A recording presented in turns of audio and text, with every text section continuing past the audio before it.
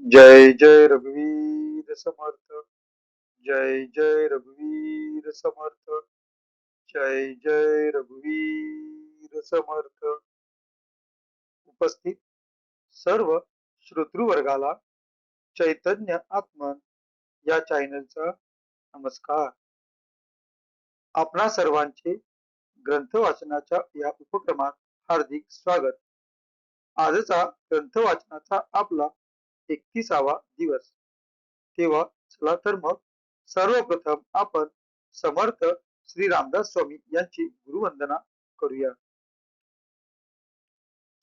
गुरुर ब्रह्मा गुरुर्विष्णू गुरुर्देवो महेश्वरः. गुरुर साक्षात परब्रह्म तस्मै श्री गुरवे नमः. तस्मै श्री गुरवे नमः. तस्मै श्री गुरवे नमः. जय जय रघुवीर समर्थ.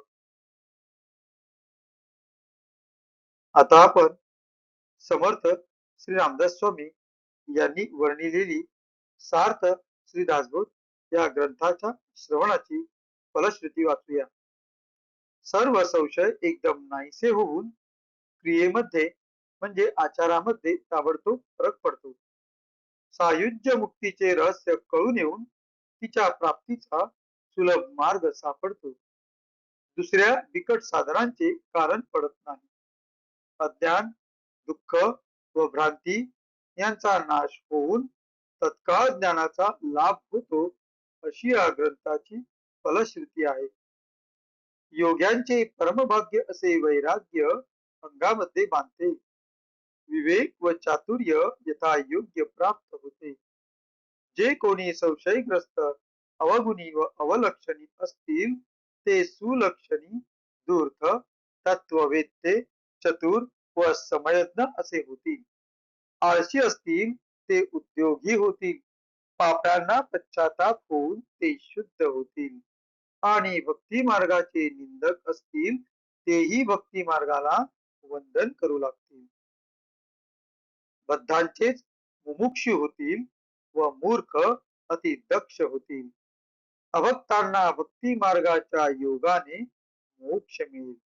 अनेक दोषांचा नाश होऊन पतित असतील तेच पावन होतील. तात्पर्य, हा ग्रंथ नुसता ऐकल्याने प्राण्याला उत्तम गती मिळेल. देहबुद्धीमुळे येणारे अनेक प्रकारचे धोके, संशयाचे अनेक धागेदोरे, संसारातील अनेक उद्वेग हा ग्रंथ ऐकल्याने नाश पावतील. हा ग्रंथ ऐकल्याने अधोगती चुकून मनास विश्रांती व समाधान मिळेल, अशी या ग्रंथाची फलश्रुती आहे. ज्याचा भावार्थ जसा असेल तसे त्याला फळ मिळेल. जय जय रघुवीर समर्थ. आज आपण दशक दुसरा समास 6वा, ज्याचे नाव आहे तमोगुण लक्षण, या समासातील 31व्या ओळीपासून पुढील ग्रंथ वाचनास सुरुवात करू. आपणासमोर जे पृष्ठ दिसत आहे त्या पृष्ठातील शेवटून दुसऱ्या ओळीपासून 31वी ओळी सुरू होत आहे, तर तेथूनच आपण आजच्या वाचनास पुढे सुरुवात करूया. देवास शिर व्हावे का ते अंग समर्पावे, पडणीवरून घालून घ्यावे तो तमोगुण. निग्रह करून धरणे का ते टांगून घेणे, देवद्वारी जीव देणे तो तमोगुण. निराहार उपोषण पंचाग्नी धूम्रपान आपणास घ्यावे पुरून तो तमोगुण. सकाम जे का अनुष्ठान का ते वायो निरोधन, अथवा राहावे पडोन तो तमोगुण. नखे केश वाढवावे हस्तची वर्ते करावे, अथवा वाक शून्य व्हावे तो तमोगुण. नाना निग्रही पिळावे, देह दुःखे चरफडावे, क्रोधे देवास फोडावे तो तमोगुण. देवाची जो निंदा करी तो आशाबद्ध अघोरी, जो संत संग न धरी तो तमोगुण. ऐसा हा तमोगुण सांगता तो असाधारण, परित्यागार्थ निरूपण काही एक. ऐसे वर्ते तो तमोगुण, परिहा पतनासी कारण, मोक्ष प्राप्तीचे लक्षण नव्हे येणे. केल्या कर्माचे फळ प्राप्त होईल सकळ, जन्म दुःखाचे मूळ तुटे नाकी. भाव या जन्माचे खंडन, पाहिजे तो सत्वगुण, तेची असे निरूपण पुढील ये समासी. इति श्री दासबोधे गुरु शिष्य संवादे तमोगुण नाम समास षष्ठ. जय जय रघुवीर समर्थ. इथे 6व्या समासाची समाप्ती होत आहे. आता आपण ओवी क्रमांक 31 ते ओवी क्रमांक 41 यांचा मराठीतील अर्थ पाहूया. आपल्या समोर जे पृष्ठ दिसत आहे त्या पृष्ठातील शेवटच्या ओळीतील शेवटच्या शब्दापासून 31वी ओवी सुरू होत आहे. तर तिथूनच आपण आपले पुढील वाचन सुरू करूया. रावणाप्रमाणे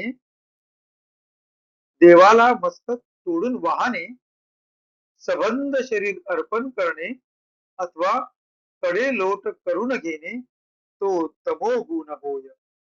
देवापुढे आग्रहाने धरणे धरून बसणे किंवा टांगून घेणे, देवाच्या दारात जीव देणे हा तमोगुण होय. कामनिक उपोषणे निराहार करणे, पंचाग्नी साधन करणे, धूम्रपान करणे, धूर पिऊन राहणे, झाडास उलटे टांगून घेणे व धूर पिणे अथवा स्वतःस भूमीत पुरून घेणे तो तमोगुण होय. चित्तांत प्रापंचिक कामना धरून कोणतेही अनुष्ठान करणे, श्वासोच्छवास कोंडून धरणे अथवा उगीच पडून असणे हे तमोगुणाचे लक्षण होय. केवळ नखे व केस वाढविणे, हात वर करून वाळविणे अथवा मौन धरणे हे तमोगुणाचे लक्षण. देहाविषयी निष्ठुरपणा धरून अनेक प्रकारचे निग्रह करून देहाला पीडा द्यावी, नंतर देहास दुःख होऊ लागले म्हणजे चडपडत बसावे किंवा संतापाने देवास फोडावे हा तमोगुण.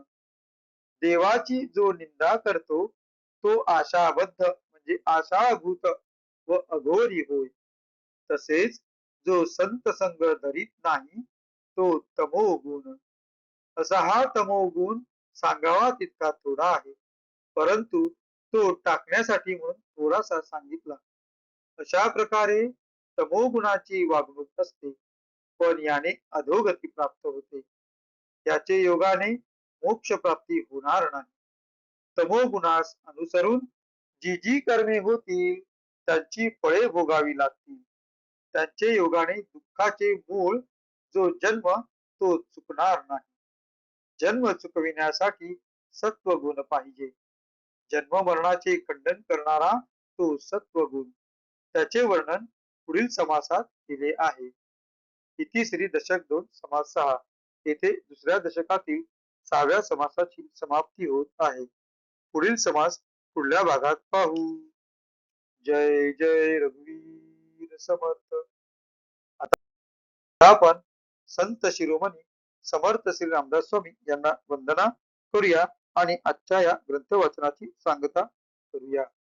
शुकासारिके पूर्ण वैराग्य जाचे, वसिष्ठा परिज्ञान योगेश्वराचे, कवी वाल्मिका सारिका मान्य ऐसा, नमस्कार माझा सद्गुरु रामदासा.